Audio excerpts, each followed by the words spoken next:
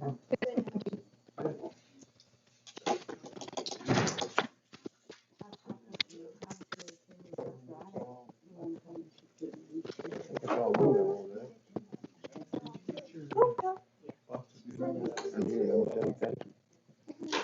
you guys.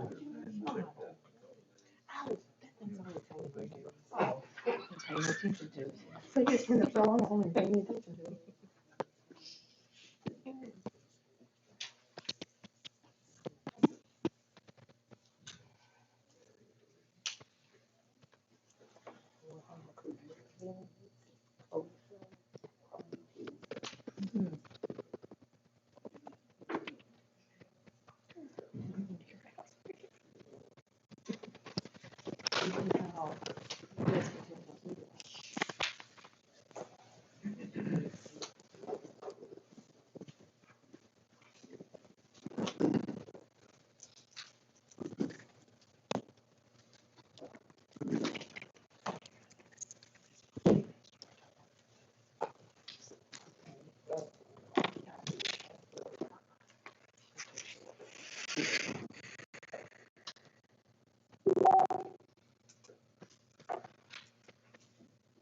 Let me turn it on.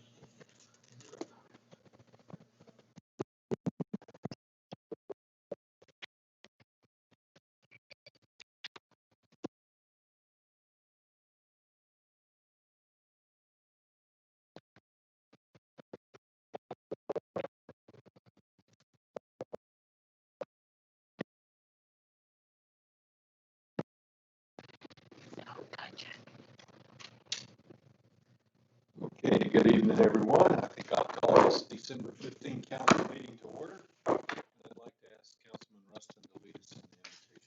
Sure, let us pray. Dear God, we thank you for tonight, Lord. We thank you for all that you've given us, God, the things we can see and maybe the things we cannot, Lord. We thank you for this Christmas season, Lord. We thank you for our families, Lord. We thank you for the Christmas season and what it means to those and the time spent with family during this time, God. We thank you so much for that.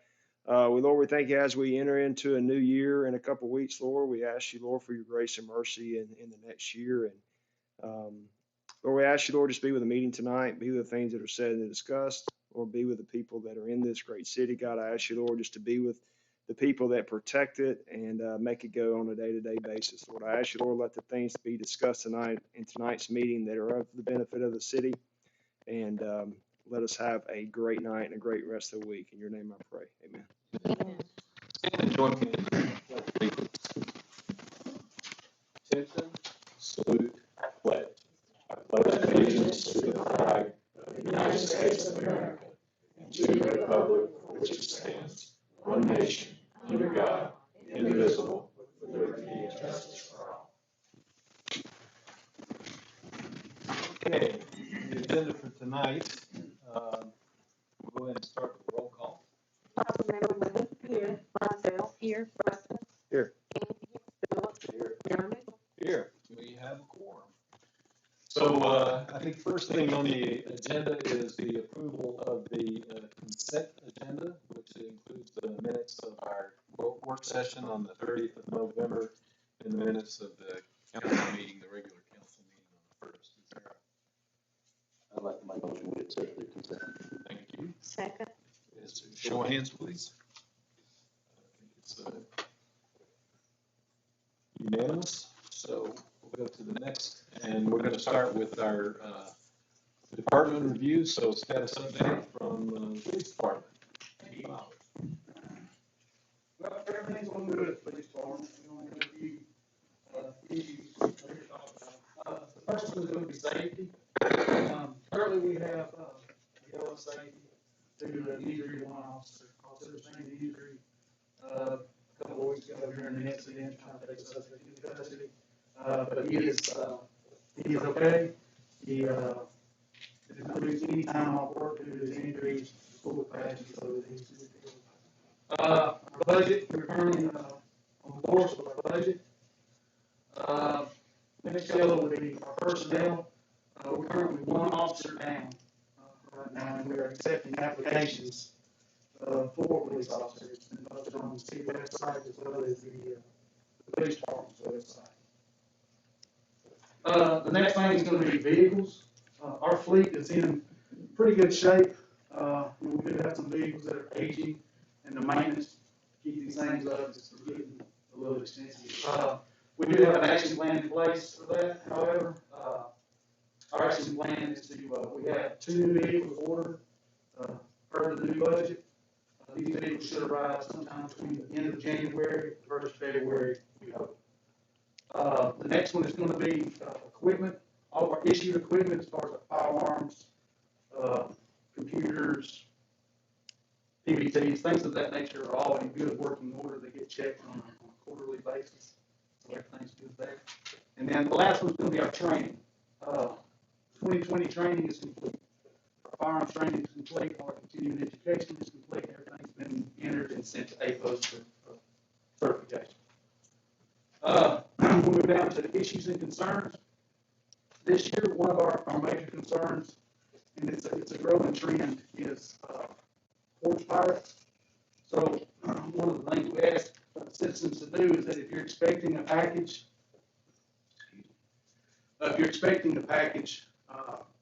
see if you can schedule it for a time that when you're home. If not, see if you can schedule or speak with a neighbor. Tell them I'm expecting a package. You can see a truck pull up. Could you please get my package, hold it for me until I get home? The other thing we ask citizens to do is lock your vehicles, lock your doors. Don't leave high-priced items in your vehicle. Don't leave money in your vehicles, things of that nature. We see this time of year, people like to go around and check car doors. They're not breaking windows and things like that to get in the vehicles. They're just simply checking the doors. If the doors are unlocked, they're going in. If they're locked, they're moving on. So lock your vehicles, okay? The third thing is that once Christmas arrives and goes, I know people may tend to get some high-priced items, Xbox, things of that nature. If you could take your boxes and cut them up, put them in the garbage bag, and put them in the trash can, and don't leave them out for everyone to see, that just kind of deters. And last but not least is going to be our highlights and opportunities. Our highlight is with our candy cane buddies, and I just want to take just a minute to thank everyone involved with this program. We had 20-something families. I think it ended up being 22 families, almost 60 kids that we helped with this. The community stepped up, businesses stepped up, school organizations stepped up. It was just it's something to see, and we are extremely proud of this outreach program. I also want to give a big kudos to Kim Fuller, who's my dispatch supervisor. This is basically her brainchild. She put this thing together, and she directed the traffic on all this. I can't say enough about it. It has truly been a blessing for this community and us to be a part of it. Okay. Any questions or comments for Chief Bowers? Yeah, well, didn't we apply for a, what's the right word I'm looking for? Camera grant? Yes, the body cam grant. Yeah. It's been pushed to the end of January, so we won't know anything until. Okay. Any other questions? Okay, thank you. Okay, admin, Mr. Charlene. Things going good in admin right now. Our safety, we don't have any issues. Our budget, we are 6.8 over in revenues, which is good, which means we took in more than we expected. And we're You want 25. to go to that now? Whoops. Go back. My mouse is been acting funny. And we're 25.85% under in expenses, which means we spent less than we budgeted for. There's no issues in staffing. We have 3 full-time positions and 1 part-time. Our only yellow light is our facilities. We have updates required because our building was built in 1974 or 5. So we just need some updates here. All of our training is up to date. I know some clerks training will come up in April. officer is, I think it might be February, March. And that's all we've got right now, in admin. Okay. There is a backup chart with sort of a summary of the November financials. The mouse is not working here, the remote mouse, so I couldn't click on it. And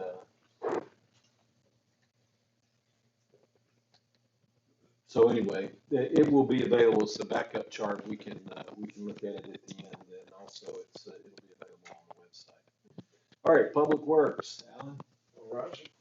I'm sorry, before we go on, any questions for Charlene?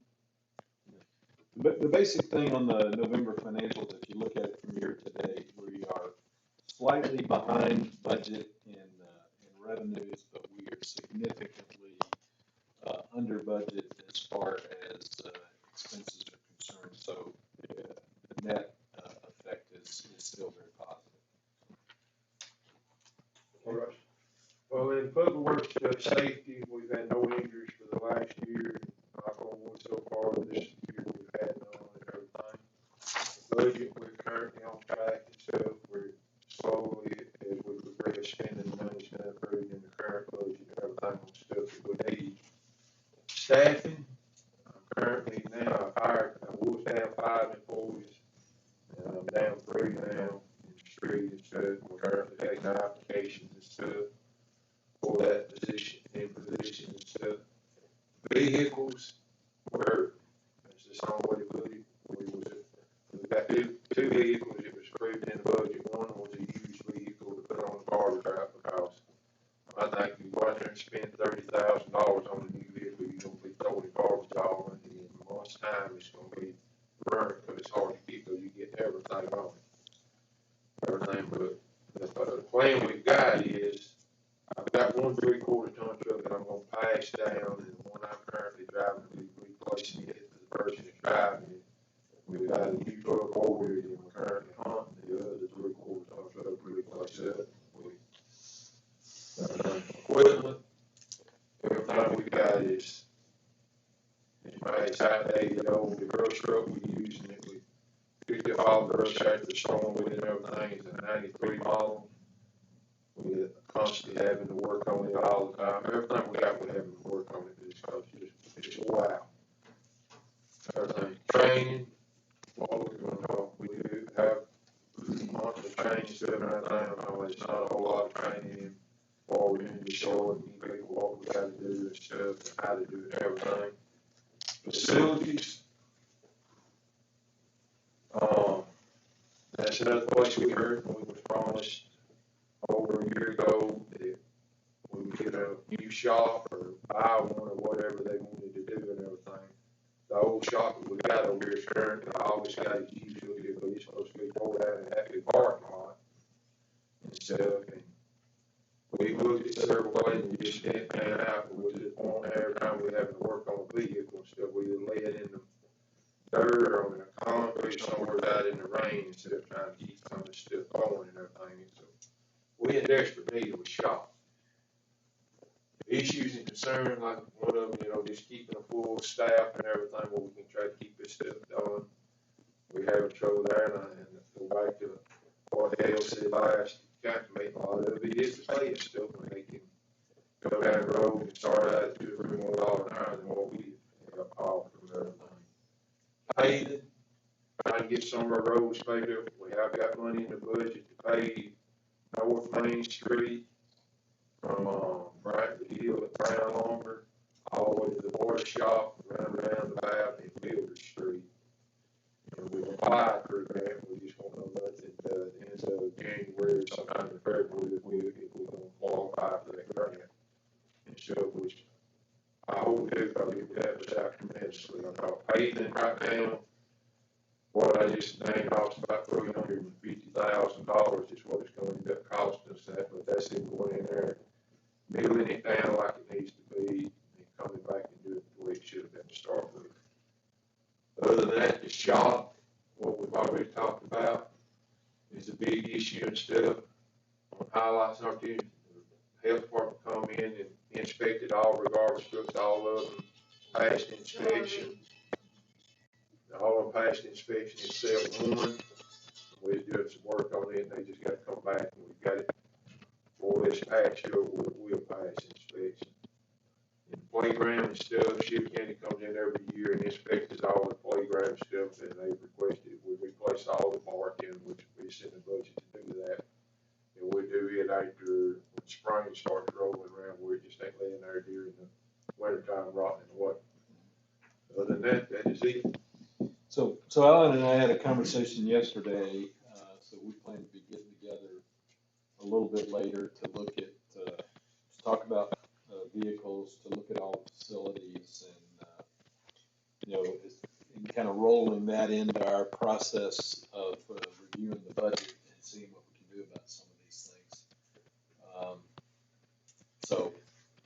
There are definitely a lot of opportunities there that need to be addressed. So, and hopefully we can get that grant in so that we can, like you say, do that paving right the way it's supposed to be. Any other comments or questions for Alan? I did have one question for you too. On your vehicle maintenance, do you have detailed maintenance records on each vehicle as far as what we spent on each one and what types of repairs we've done? The biggest thing when we got it, we've got records on, we can go back and pull from the parts house and everything is on the trolleys and stuff, the parts pickups and stuff. Those are they don't, they've never been kept on them. We try to do everything we can do to our own vehicles, keep from taking the shop to save that money and stuff and everything. But, you know, we spend money too when we are working on them because obviously we buy parts and then we're using our labor, et cetera. Yes. So it'd be good for us to maybe adopt the process of being able to account for what we're spending vehicle by vehicle so that we can determine whether or not some of these things are beyond economic repair or what have you. So, okay. Any other questions or comments for Alan? Thank you. Report. So, oh, there he is. Judge. You expect me to read that from over here? No, sir, you're allowed to come over here and I stand. have to read from my, I can't see that far. I'm assuming what I've got right there. Following in the same line, from a safety standpoint, we have a policeman present at every court. We hadn't been threatened yet, but it's still early in the year, really. No. We rarely have a threat, but we have typically 2 police officers, one out front and one in the courtroom at all times. We really haven't had an issue with that, which is kind of strange. Over the years, we really haven't had an issue. Budget is very fluid with court. It has been. I've been doing this 39 years now. It's always up and down. This month, in November, we collected $21,866.81. Sounds like a lot of money, but the state gets a large portion of our court costs, and we don't make a whole lot on our court costs. Court cost is quite high, even on a traffic ticket. Court cost is $176. We don't get but about $33 of that, and so the rest of it goes to the state. So some of that money will go to the state. Staffing, I have 2 great clerks. Liz does a great job.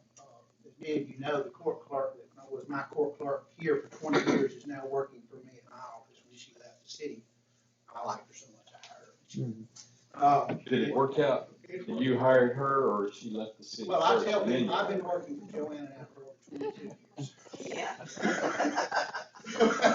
But she's working for me now. But anyway, Liz does a great job.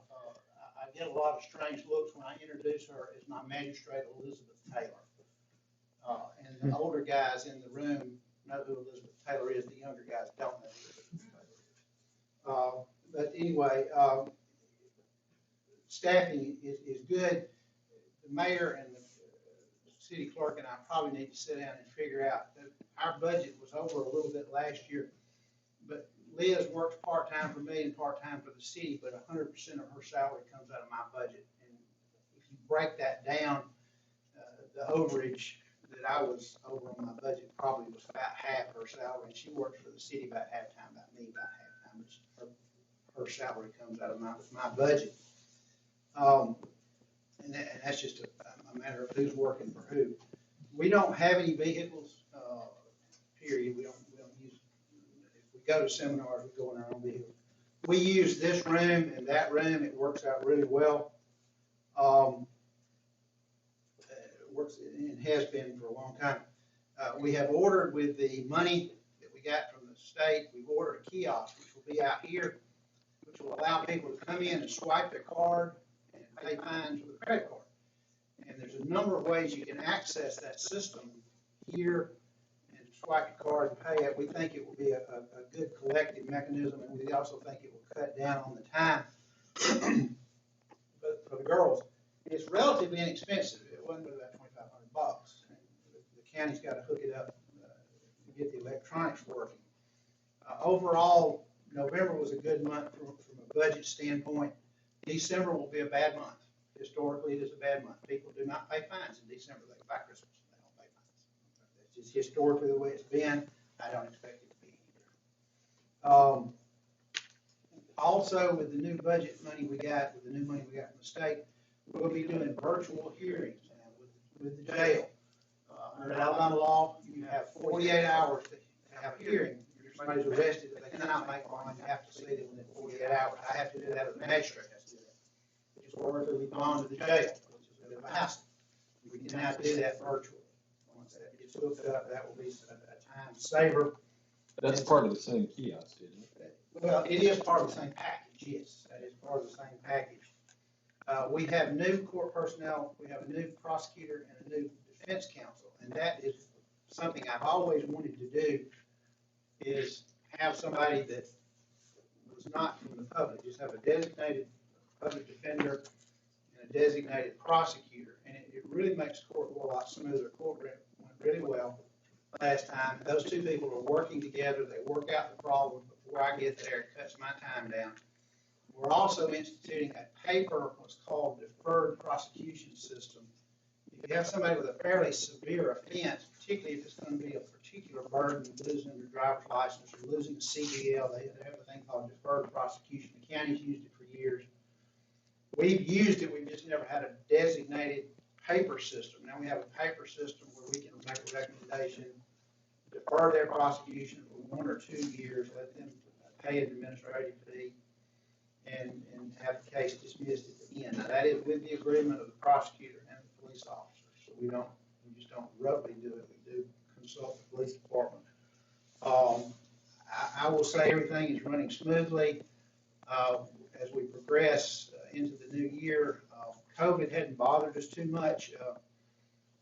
Any excuse is a good excuse when people are asking you to give money that you don't want to give in the way of fines. So we've had a lot of people not show up. Liz follows up on that. If you don't show up once, we don't bother too much. We send you a letter. If you don't show up twice, it gets pretty serious. If you don't show up the third time, we issue a warrant. So we have a system for that that works pretty well. The equipment and tools, as I mentioned, everything seems to work pretty well in court. We have Bree sitting on one end of the table with her laptop, and she receipts money in court.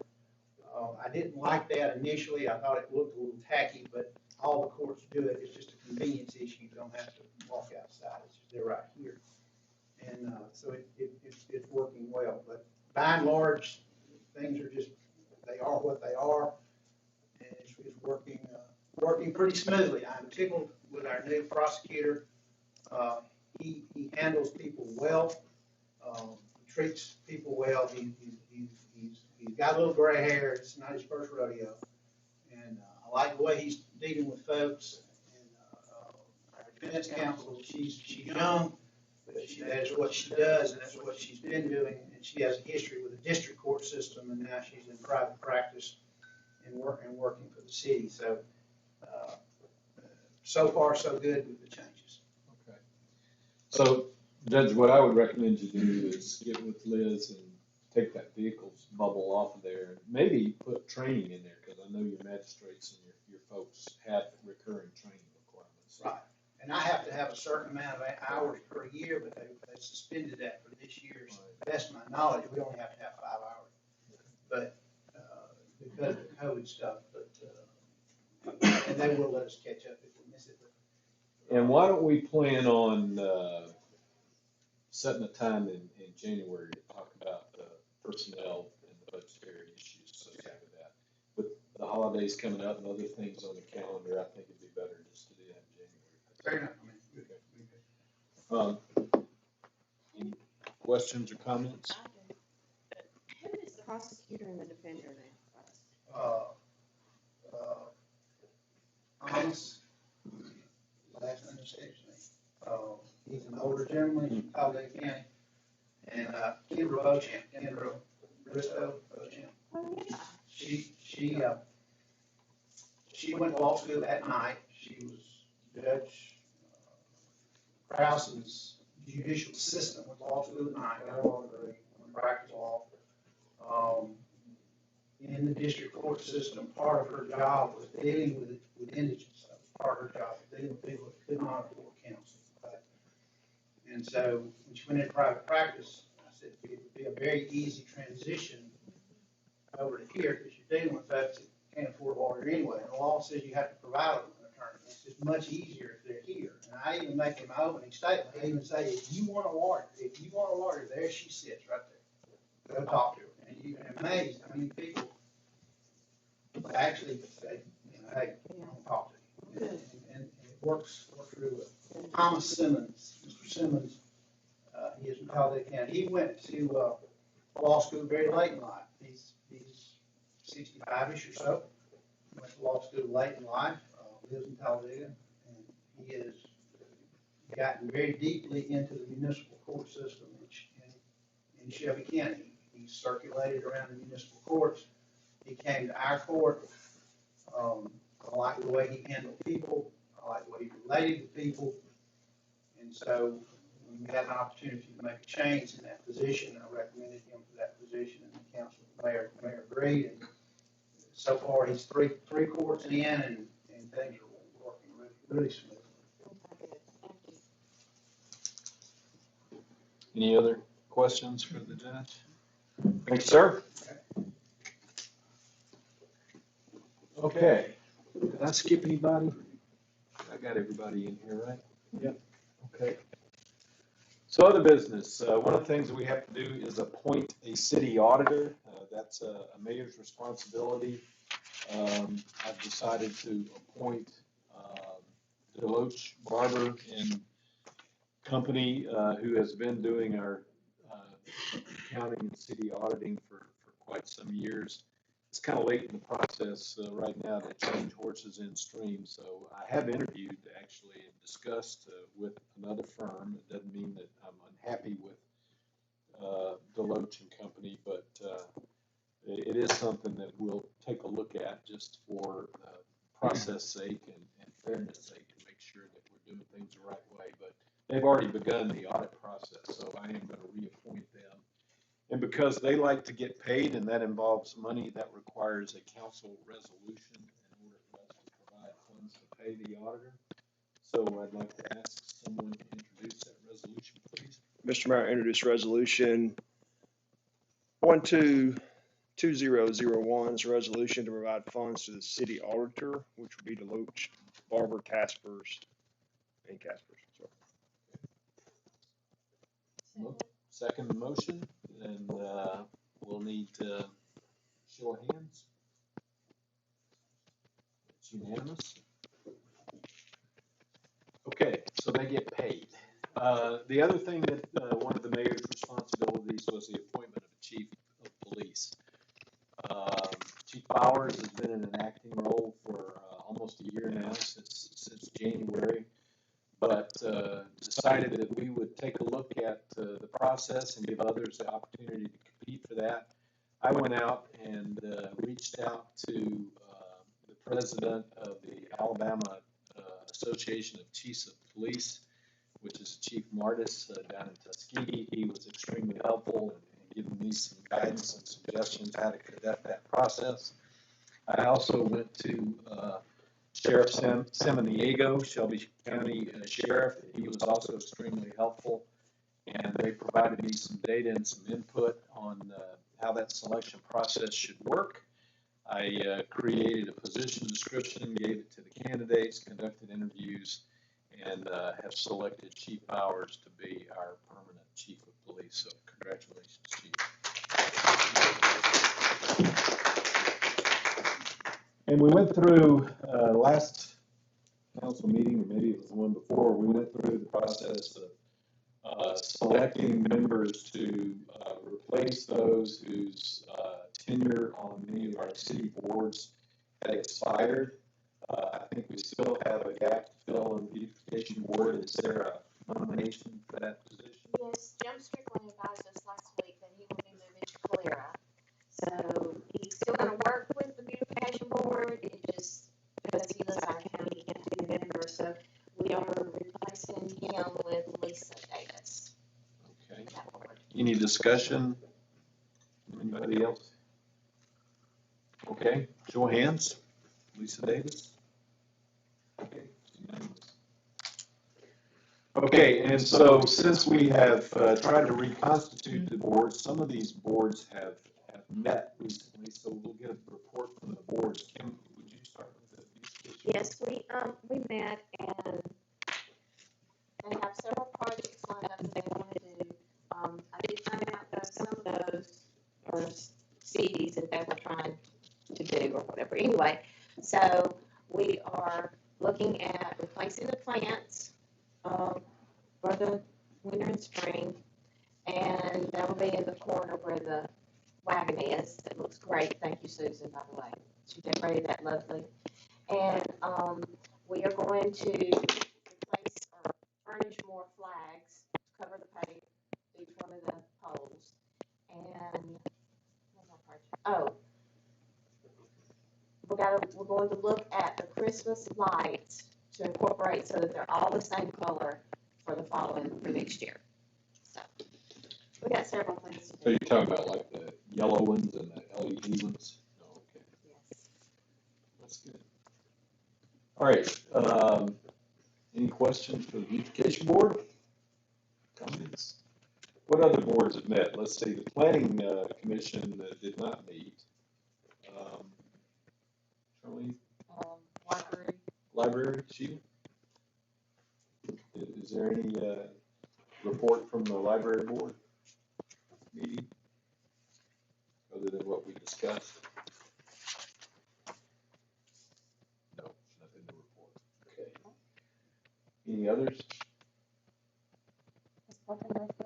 They'll meet the second Monday of January next year.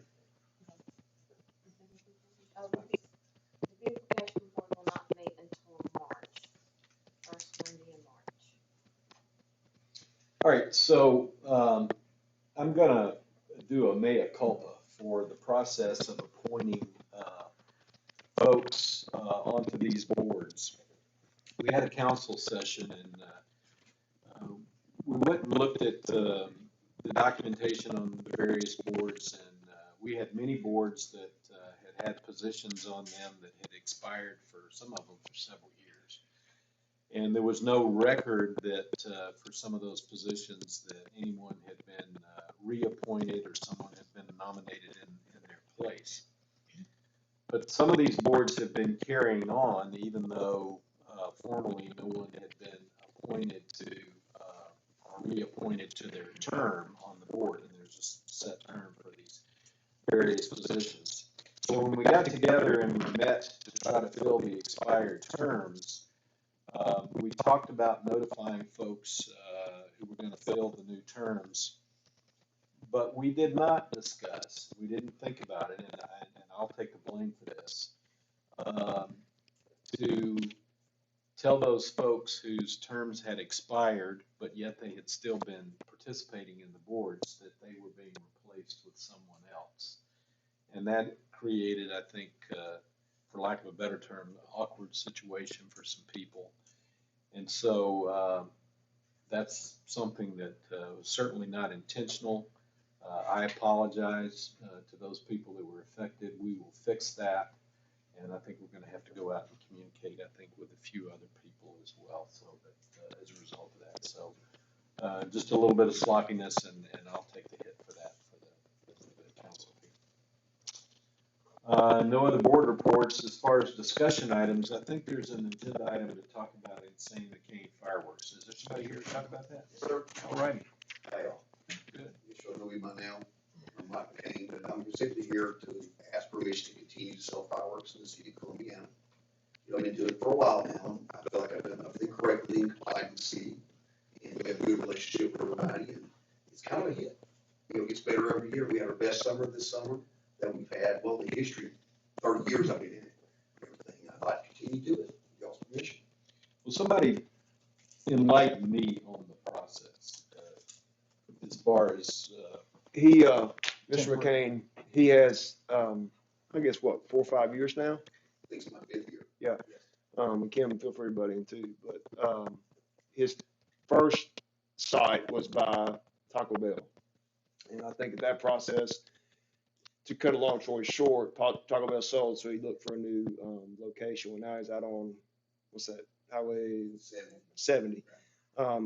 So basically, we've just offered him a temporary stay until what, 1st or 4th or 5th of January? Usually give me, you know, enough time for the fire marshal checks. It's Yep. typically about 3.5 weeks there, 4 weeks, so a trailer will be there and then get out. Yep. And, you know, we take about that whole time just because it takes a while for the state to come in and check us out, make sure everything's good. And I think it's typically twice a year. Obviously, he's got approval from each landowner. In this case, it's Rob McElroy. And I think with that, the power company has to come, power company's already established power out there. You'll see the pole. So I think it's just a matter of the council allowing him to have temporary, business out there for the sake of till January 5th or 7th, however, getting past the first of the year.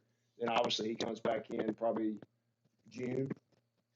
Typically the first week in June, Yep. give them time to come out and check, and then, you know, we're after July 4th, about July 8th, we're moved out. And obviously, it's pending all the approvals, inspections, and all that with the county and all that stuff. so there are county and state inspections, safety and all that stuff. Business license, all that. Yes, we've, can't remember the number, but it's provided over $10,000 to the city in the years we've been here. And is it a temporary business license? Is that what is it that we are approving?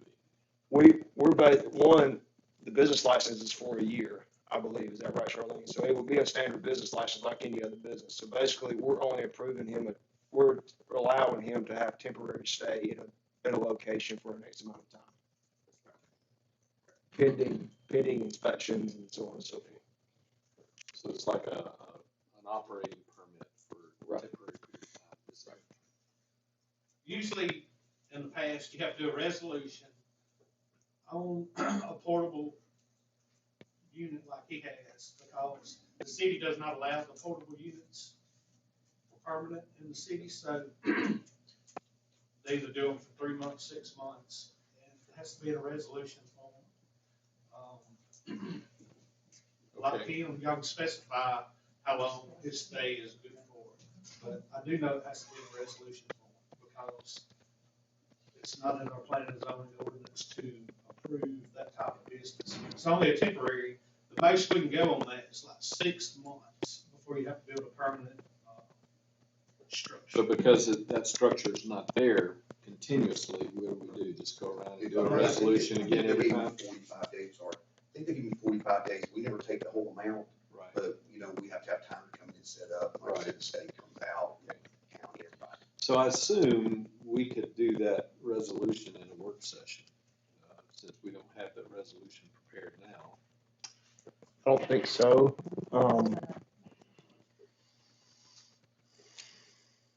Because this is our last council meeting in this year. So even though that we don't have a formal resolution prepared, can someone verbally propose a resolution and then we can formalize it? Or we just do a motion second and do a show of hands vote. So would someone like to introduce a resolution for temporary permit? What will be your stay? Until what time? we will sell until January 2nd. Mhm. And then they pick the trailer up, it's a metro trailer, the ones that deliver mine. But typically by the 5th or 6th, the trailer will be gone. Now, if it's, real bad stormy day on the 6th, they might go to the 7th or 8th, but it's typically before the 10th, it's out. So you're saying by the 11th, that's a Yes. Monday? Oh, yes. So that would be basically 30 days from today. So I mean, knowing what Mr. McCain is saying and dependent on him getting the proper inspections from the stuff he's had in the past, I would make a recommendation that we allow him temporary access to that property, obviously pending a business license and all that until January the 11th. And I second, because we never had any trouble. Is there any other discussion? I'm proud of that, actually. 30 years. Yeah, we've right, had trouble. exactly. Any other discussion? Okay, show of hands. And it's unanimous. Thank you very much. Okay, any other city business? No, but I would say, so it'd probably be beneficial when you come back around in June to give us a heads up, maybe in May.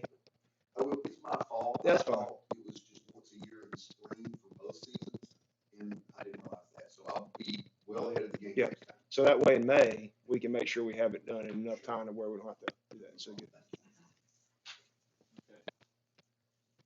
Any other discussion from council? Question for Mr. Allen. Yes, ma'am. What you're saying is the employment problem stems from, pay? Yes, ma'am. Okay. Our current starting off pay, we start most of them off now instead of doing grass cutting, weed eating. Everybody has to get out, take garbage out and ride the back of the garbage truck when we got them. It rotates every week where it ain't the same person on everything. They can go out here and start off without any CDL license at the county, right at $13 an hour. And we are about $2.50 short of that. And people that's got CDL license and stuff out of the county is getting right at $14 an hour. And apparently there's two of us that works for works in streets that's got CDL, and that's myself and the garbage truck driver. Right now, and we don't have nothing in writing. Like if you go work for the county today, they gonna tell you got 6 months to get your CDL license. The city, they never would put nothing in writing where we could tell them, you need to go get your CDL license by a certain amount of time, or you'll always be where you're at. You're gonna be on the low end of the totem pole. Everything for us to pay and stuff. I think that's something we really need to look at. Y'all as a council, the mayor needs to look at is put something in right where we hire new employees, you tell them that. And it's gonna be one of those that you gotta pick and choose, because some people just ain't gonna be able to pass the test, and some of them you're not gonna want in that truck driving around and stuff, but the ones that can do it, their hand kinda needs to be pushed to go get their CDL license, but it's gonna help them and help the city too. So there's a lot of issues there.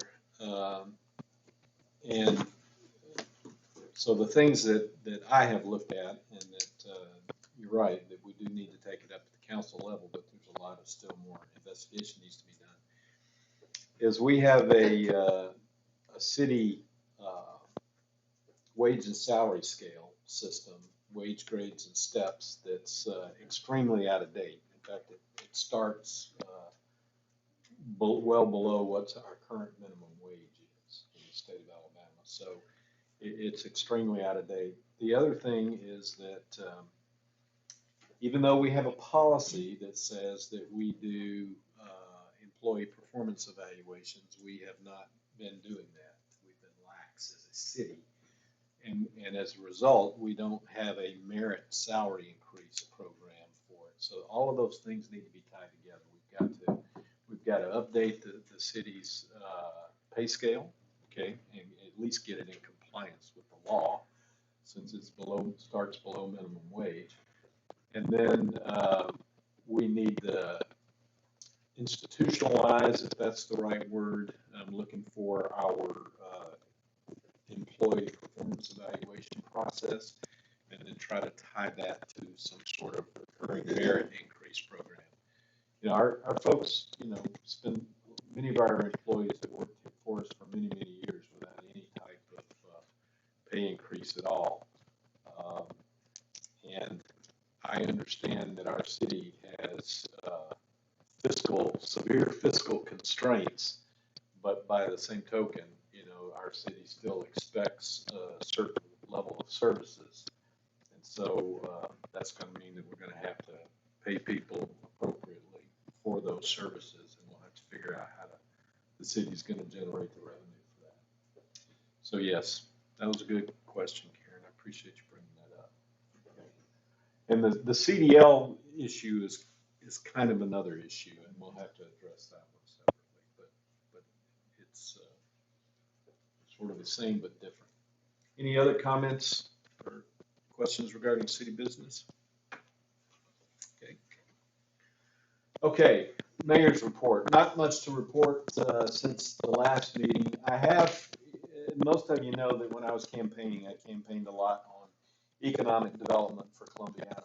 I don't know if I shared this in the last meeting or not, but I did look at some preliminary census data that was alarming to me, and you know, I don't like to be alarming. You know, here we are in the middle of this COVID pandemic, and you got a lot of folks that, you know, everything's doom and gloom, and then you got other folks who are overly optimistic. But I do like to be at least realistic. And what was concerning, maybe a better term than alarming to me, is that 21% of our city's population live below poverty level, according to the data from the 2020 census.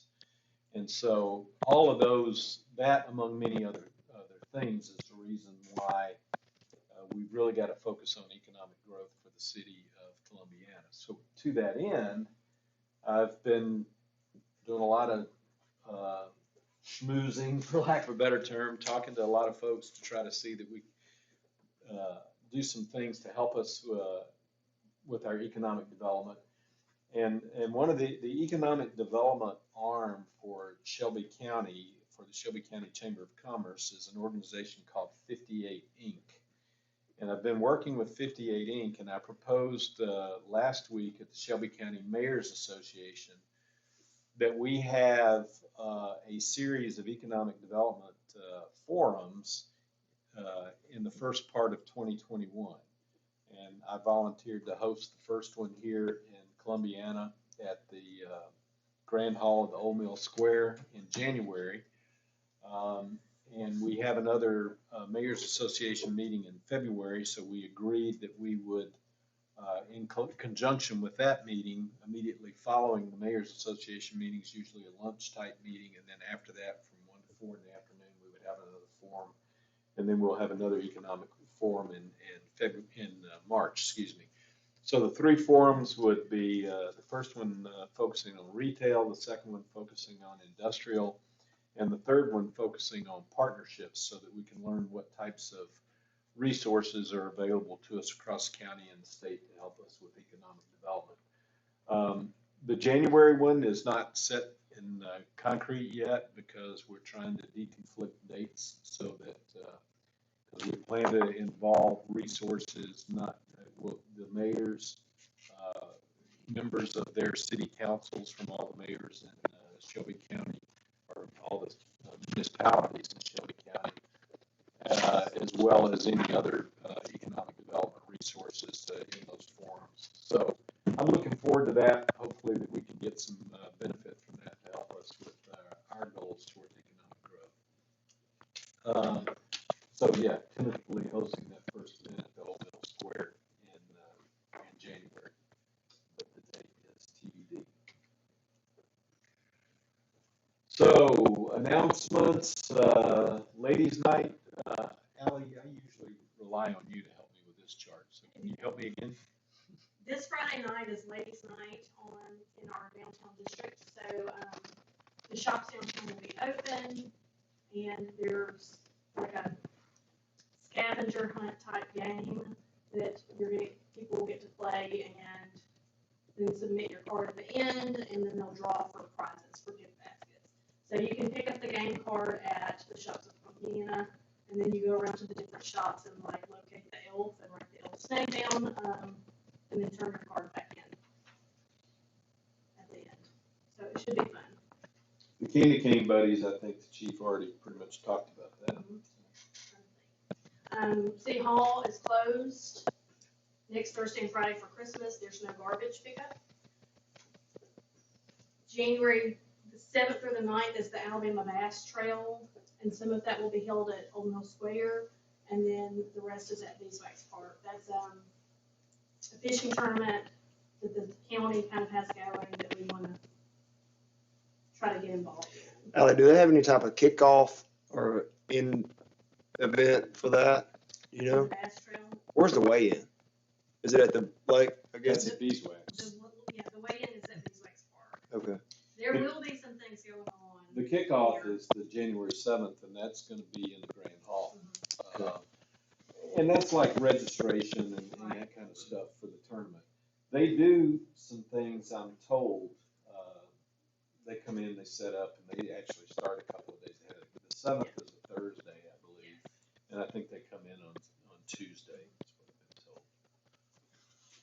So on January 9th, this did not make it because it slipped my mind. But January 9th, there's a race downtown, the Forging Families Fun Run, and that will start at Old Mill Square Park. And I think there's a 5K and a 1 mile fun run, and registration for that is available. Yeah, I appreciate that. That's the race. That's Joel Dixon's Yes, Joel Dixon. organization. So you can find the registration on Facebook, or you can register that morning. So we need to update this before we post it on the website. Yes. The rodeo, the Cowman's Rodeo, is February 26th and 27th. The rodeo will be a little bit different this year. They're going to do, for capacity reasons with COVID, I think they're going to have to do more sessions to fit everything in. And then Cowboy Day is February the 27th. We got to try to figure out how to get masks on bulls and broncs. So that's it.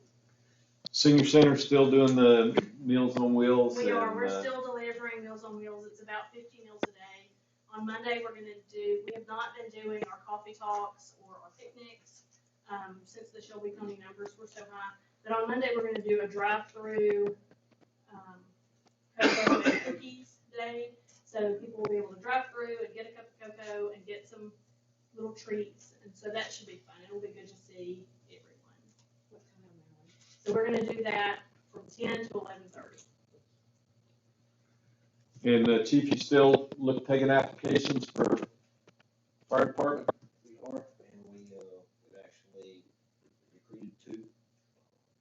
One which is prior employee of the city, and one which is a transfer from Shelby Fire that has bought a new house out at Springs Crossing. Okay, great. I had one go back on the city business before we get off this. Christmas is on a Friday this year, and the library is typically open for 4 hours on Saturday. And I would like to recommend that we close the library for the Saturday after Christmas. And so if the council approves, I would appreciate a motion to do that. I'll make a motion that we close the library the Saturday after Christmas. Okay, and show of hands.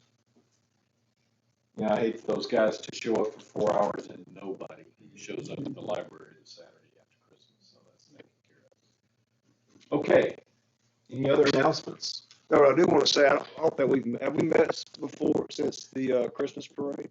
We haven't, have we?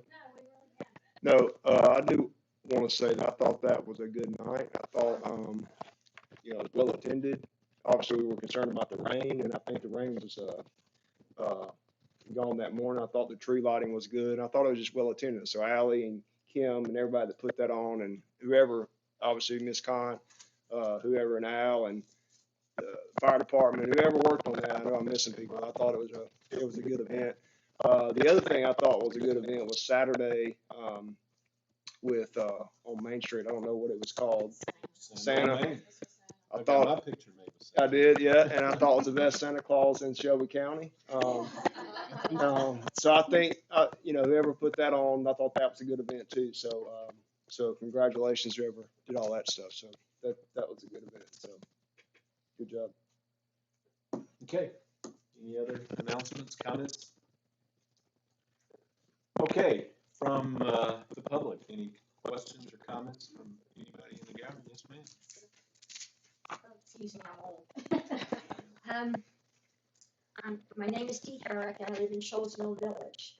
And I'm here concerned about what I'm hearing about possible ending of the trolley. The trolley is a blessing to all of us, it truly is. And we're very thankful. The city, it's a wonderful thing that you're doing and that you're letting it continue as of this moment anyway. Without the trolley, and we experienced it for a few months, it's difficult just to get food and other essential things that you need to get it when you have no transportation of your own. While I understand that there's a financial issue, I mean, if I don't have money to get something, I can't get it. So if the city doesn't have money to support something, it will eventually go away.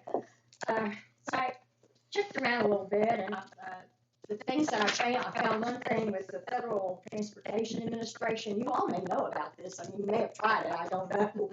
But in rural communities, that's population under 50,000, if you provide public transportation for low-income people, people with disabilities, or elderly people, they will provide grants for you. So I don't know if that could be an answer. I really don't know the answer. I'm praying for it because, again, I understand why you can't. But it is, there are a lot of us that really need it in Columbiana, and we appreciate you continuing it with it, at least temporarily. But again, I thought I would offer that suggestion if you haven't tried it already. So I thank you for listening to me, and I appreciate it. What was your name again? I'm hard of hearing, I'm sorry. What was your name again? Dee Herrick. Thank you, Ms. Herrick. And I live in Shoalsville Village. Okay. Appreciate that. Before we go on to that, Al, do you have any updates or anything you'd like to give us on those trolley vehicles? Currently, right now, we're using Hadley's little white bus because one of the others just has trouble all the time. The other one has got to have some work done on it. I don't know who got it out that we needed it, but I don't know if you talked about anything was in there lately. We just needed to sit down and talk about it and get some stuff worked out on which way we was gonna go. Right. And still currently, we use Hadley's as long as she don't have to have. Right. The older trolley, the one that looks kind of like an old streetcar, is probably beyond economic repair. In fact, it might be almost beyond repair, whether we had the money or not. It's in that kind of shape. And of course, safety is an issue as well. But we have the other vehicle. It requires some maintenance. And so has the van been running? Yes. Okay. All right. As we, Ms. Herrick, I haven't heard about them canceling either, but I think as we look to do this, if we're going to continue public transportation, I think the trolleys are more of a, what's kind of word I'm looking for? What's that? Novelty in terms of, I don't think those are practical for putting on the street. Obviously, from a maintenance standpoint, I guess a maintenance standpoint. So, Vicky brought this up last. Safety as well. Yeah, I think there's a safety issue with that trolley. And they're big vehicles. And I mean, obviously the wear and tears, because we hate to see big buses come on our streets, but that trolley is pretty heavy too. But the maintenance issue and the safety issue, but Vicky brought up a point where I think we need to consider too, is that if that, I call it a youth church bus, a small church bus type of deal. If we're going to continue, I think we really need to focus more on that because two things. I think it's more economical and it's more in terms with the time of those are easier to find parts for, it's easier to work on.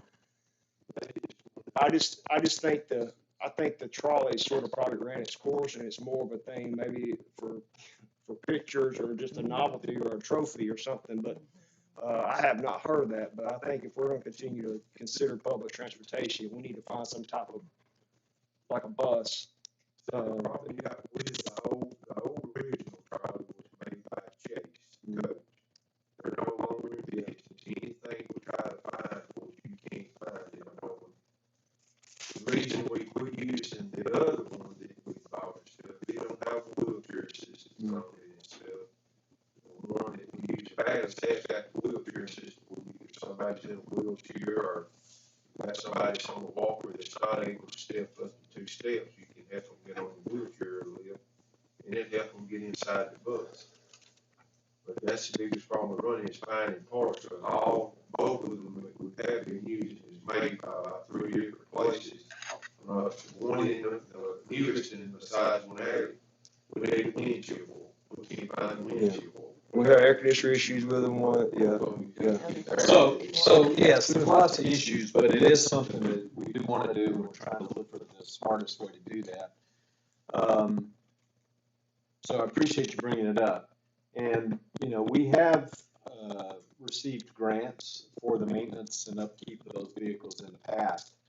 But grants is something that we may not be as good or as aggressive, or maybe what's the word I'm looking for? Proactive at maybe going after grants, and I think a lot of that is due to limited resources, but we can maybe solicit some outside help to help us with grants, so we'll certainly take a look at that as well. But we're going to keep that using the senior center's van for now, and we're going to continue to look for opportunities to be able to provide that service. So thanks for bringing it up. Yes. I don't think that it was ever said we were gonna stop it.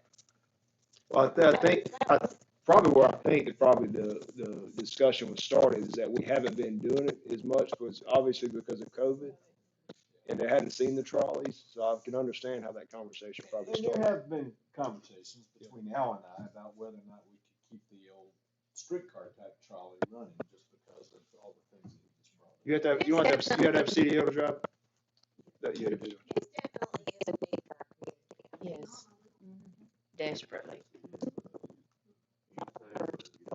You don't have to have. Not for the van, but for the trolleys you do. I think it's more like a, Okay. Yes, ma'am. Thank you. Thank you. My name is Sandra Tyler, and I recently moved to Columbiana. And when I was filling out my application for the apartment where I moved into, the manager did alert me that the trolley may not be, or the transportation system may be cut out because of lack of use. And then recently I just heard it again. And again, I didn't know because I am aware of the funding or the grants that are available. And I think the van that you were speaking of was the 5310 size van that holds you can either get it 12 passenger that does require CDL driver. But I too wanted to kind of speak up on that. It is really, really needed here for those of us who I mean, I can drive, but nobody will give me their keys. That if you don't have transportation and no one, it really does lend to our only sense of independent living to whatever level, we want to take it to.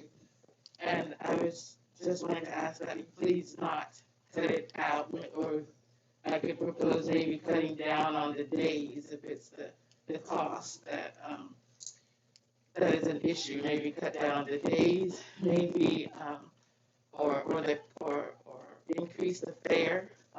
I'd be willing to pay more, a little more for it, even though, as the mayor said, 21% of the community is below the poverty level, but I mean, where can you get a ride for 25 cents? I mean, I love it. I'm not saying, I'm not complaining, but I'm just saying if that's an issue, then that's a consideration to maybe make the fare a little more to ride, or cut down on the days.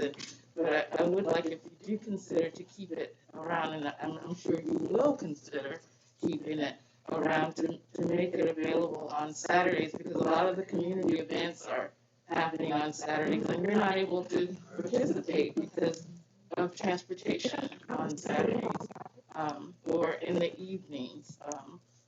Maybe some evenings or a couple of evenings a month when they are like Friday night, ladies' night. I want to go to participate in that. Certain things like that. It really, really is needed. Like tonight, the council meeting, we can't get out to advocate for ourselves because of no transportation. At least have the transportation available so that our citizens can, who don't have transportation, can attend the council meetings, the town hall meetings, and be really involved in the community. Really appreciate the work everyone is doing, and your time and your attention to detail, and to make Columbiana grow and comfortable for everyone. And just really appreciate it. So please don't take my car away. Thank you. Well, we appreciate you being here, and we appreciate the input. So one of the actions that I'm going to take for myself is, as I was listening to you both, Also, Caitlin, I also ride to Charlie. And it's been my independence ever since I've been raised and born here. And ever since Charlie been running, I've been on that bus. It takes me to pay my bills, to the grocery stores, and make me feel independent. Right. I've been raised here all my life. When that Charlie came by, I said, woo-wee. I ain't got to depend on nobody, call nobody. That's right. Because that bus gonna be on this route. All I gotta do is sit back and wait. But I thank God for it, that y'all is considered to do what y'all is doing. I thank you for that. I'm very grateful for it. God bless y'all. well, so much. appreciate you being here. All my life, 55 years. So the action that I was going to take is, as we look at alternatives for the trolley and the vehicle itself, and what I heard from you folks is the schedule. And to me, we need to, as we take up the idea of the schedule for the trolley, we need to convene a meeting of those who use the trolley and get your input on what that schedule should be. So I'm going to take that action, and after the first of the year, I'll set up a meeting, and we'll make sure that we get the trolley around to you guys so that you can participate in that. Or maybe we come to you wherever you guys want us to come. But I think we need to get input from the users about the schedule, and so we'll try to do that. Okay. Any other comments? Yes, sir. My name's Robert Irwin. I teach at the trade school. I just want to collaborate on two things about what they talked about, the trolleys. Wonder if the council could get with all the local churches and collaborate, because there's a lot of church vans that are parked on a daily basis. They might be able to help out with that too. And the second thing is the pay for the workers at the city. You know, I teach high school students, and I try to get students working.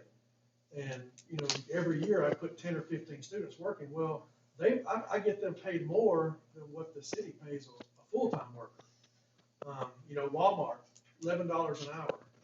Quick Lane in Calera, $10 an hour. There's got to be an avenue. I think, you know, going back through the process of revamping that pay scale is going to be a bonus. But to think about what these other places are paying compared to what that's why it's hard for them to keep employees. They're just not, you can't, it's not a living wage. But I just wanted to, I'm an advocate for any time, you know, employees can get more money. I just wanted to see all that. Well, there's, there's a cost associated with employee turnover. cost associated to recruit them, there's a cost associated to train them.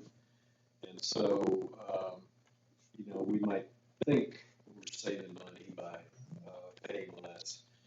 But I think our system's just out of date and it needs updating. So we're certainly going to do that. Any other questions or comments? Okay. All right. Is there a motion to adjourn?